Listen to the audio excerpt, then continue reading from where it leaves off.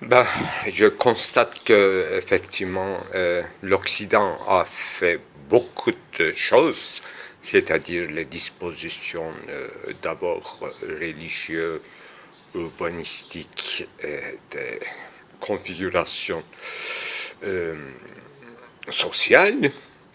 Il y a toute une chaîne de raisons euh, pour qu'on obtient une humanité individualisée, singularisée, intériorisée, et plus consciencieuse, qui a un souci de soi et des facultés de se développer dans ses singularités, dans sa spiritualité, dans sa prise de position, dans ses opinions, ce qu'on appelle liberté individuelle et sociale aussi.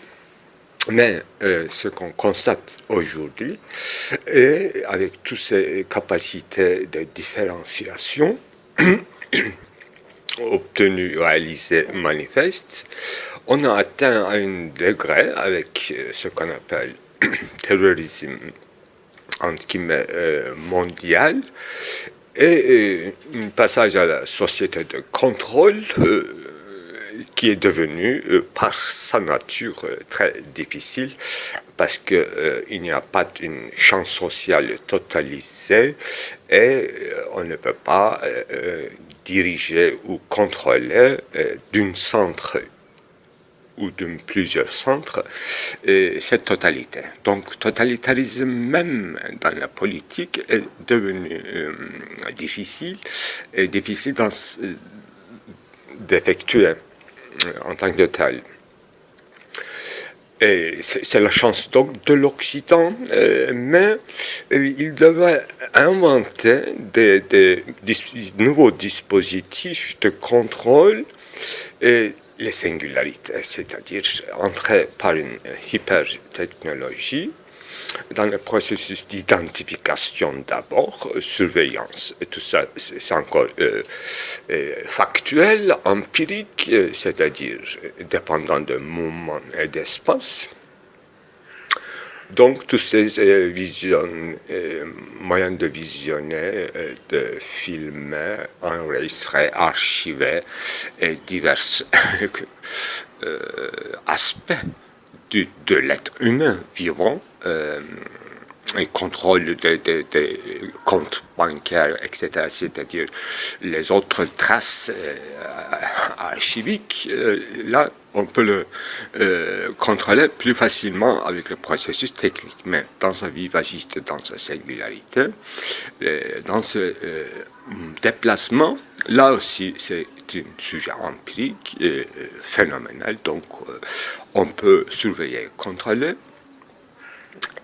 avec les dispositifs techniques qui sont encore empiriques. Donc, quand il s'agit d'une intériorité spirituelle, c'est la noyau d'opinion, de prise de position. Là, qu'est-ce qu'on peut faire? On utilise effectivement encore les masses médias et tout ce qui est évolué depuis sa conception de propagande ou opinion maker. Voilà. De ce côté-là aussi, contrôle hyper détaillé, micropolitique, biopouvoir continue. Mais comme on ne connaît pas la nature humaine, c'est l'humanité dans sa singularité et l'individu garde encore une part d'imprévisibilité qui échappe au pouvoir, même au micro-pouvoir avec les dispositions hyper technologisées ou sophistiquées.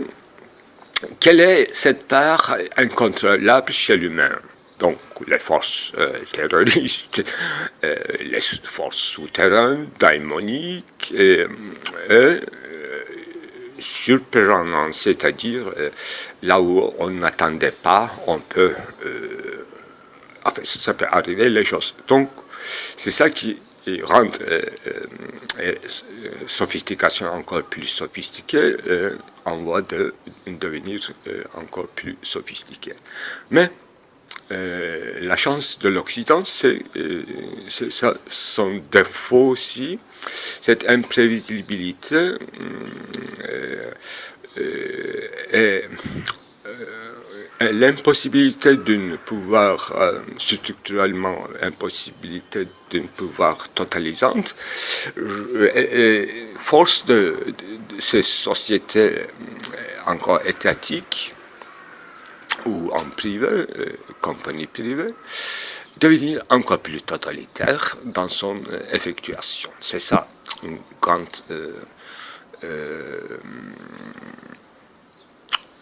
je dirais un cercle vicieux qui s'élargit, qui devient plus minutieuse, en modèle recherche claire et distincte dans la différenciation. C'est ça la part maudite de la société post-moderne, voilà, en tant que telle. Si je me suis bien exprimé.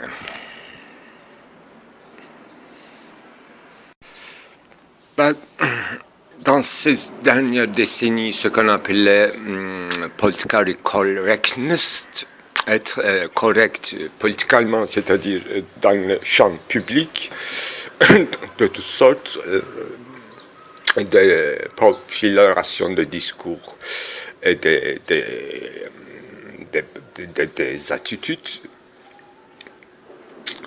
C'est la société police. Voilà, c'est l'essence de sensus communis, l'espace social, tolérance, respect des droits individuels et des droits institués, même si on n'aime pas ces lois, etc. Très bien. L'État restreint comme idéologie était political correctness qui allait à la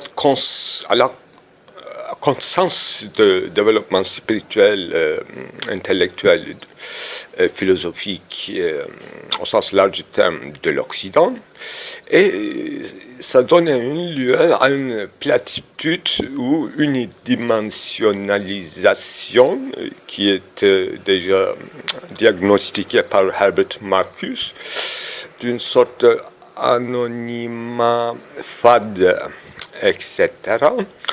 Et comme la littérature est l'art fort, pensée forte, n'est pas tout à fait mort, mais en agonie, donc quand on passe un cercle vicieux aussi oscillé sur ces champs intellectuels, et on est menacé de la platitude. Qu'on peut citer quelques noms, ce sont plutôt des divergences politiques au sens grand du terme, c'est-à-dire les intellectuels étaient partagés surtout sur les questions ancestrales qui viennent à la fois ancestrales, à la fois récentes, c'est-à-dire les génocides du XXe siècle, et les conflits entre le monothéisme, bien sûr, judaïsme, christianisme et l'islam. Donc, surtout sur ces sujets, bien sûr, concernant le féminisme ou les droits des minorités sexuelles, etc., c'était encore des questions cruciales. Là, dans ce domaine-là, bien qu'il y a des franchises, c'est-à-dire de développement intellectuel et dans les attitudes, dans les effectuations, une certaine liberté. Et cette menace de political correctness qui dépassait quand même le sensus communis, ou l'empathie, ou une universalité de certains droits et des actes. Ce sont des conflits très très anciens qui étaient isolés pendant un certain temps par cette idéologie assez courte qu'on appelle political correctness, je répète, qui menace d'abord la pensée forte. Alors, qu'est-ce que devrait faire l'exercice artistique pour ne pas être tombé dans la platitude. D'abord, un certain nihilisme, même en apparence, dans la libéralité du jeu des images et des paroles, un certain sophisme peut nous aider, et c'est une sorte de menace, encore une autre menace de ne pas être profonde, c'est-à-dire tomber dans le nihilisme. Donc l'autre platitude, c'est le nihilisme. Donc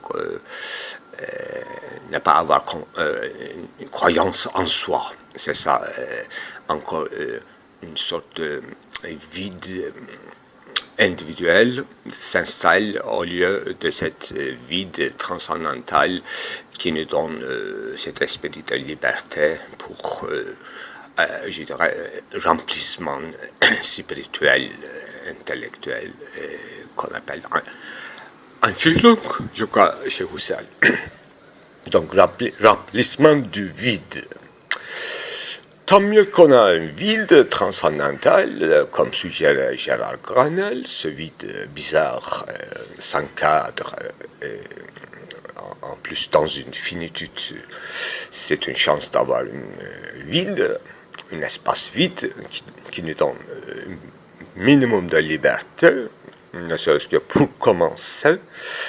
Une tabula rase qui est notre chance. En ce qui concerne les sociétés toujours occidentales, mais universellement comme de jurer pour toute l'humanité, en voie de devenir peut-être chrétien, entre guillemets, encore selon c'est un esprit de Jean-Luc Marion que je ne discuterai pas ici peut-être.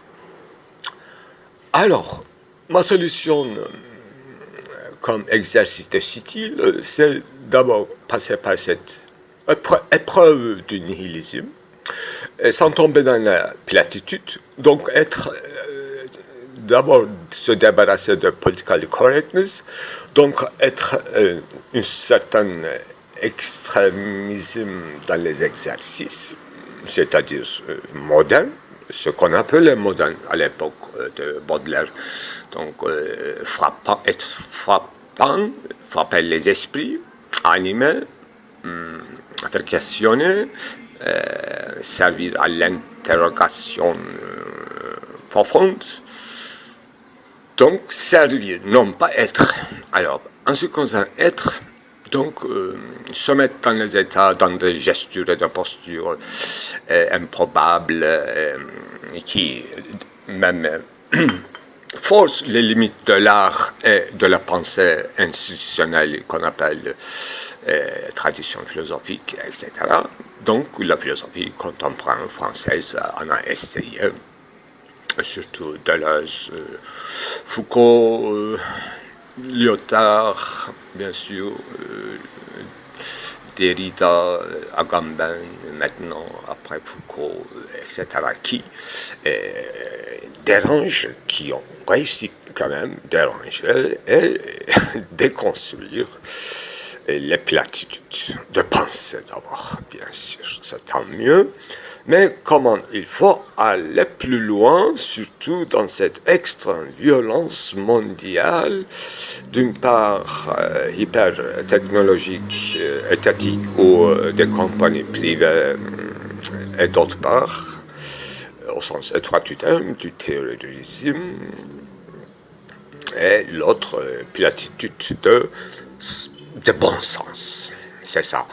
Il y a beaucoup de menaces qui rendent presque impossible de créer, presque, heureusement, non pas une impossibilité totale.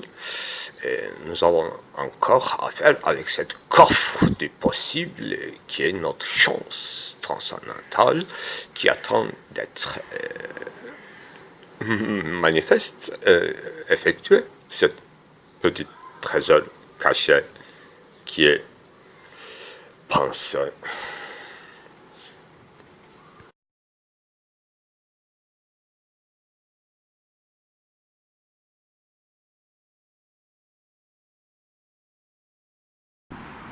Voici un exemple de singularisation individuelle tout en se logeant dans une canon qu'on appelle littérature de divan chez les Turcs qui vient de loin, d'Inde, de l'Afghanistan, d'Iran. Eh bien, c'est très sincère individuellement. Il reste volontairement individuel et chanson amoureuse. Voilà, je vais faire une lecture de Nedim. Ma folle capricieuse, d'où tiens-tu cette audace et cette taille élancée qui défie si père? C'est un parfumé qui fait pâlir la rose. Là te prie, mon amour, à la trainte de cette fleur, ta robe pourpre de rose ne te blesse-t-elle pas ta peau fine? Mignonne, car la rose n'est jamais sans épines. Quand te vient, tendant la rose et la coupe, mon cœur flanche entre toi et elle chanson. En suivant du regard ta silhouette fine, je crois avoir l'eau de jouvence qui jaillit et qui coule. Mon miroir de mon cœur d'image est limpide. Pourtant toi, j'ai pas pu encore te lancer. Il m'arrive de me dire qui te blesse, Nedim. Le cristal de banquet darde son éclat vers toi.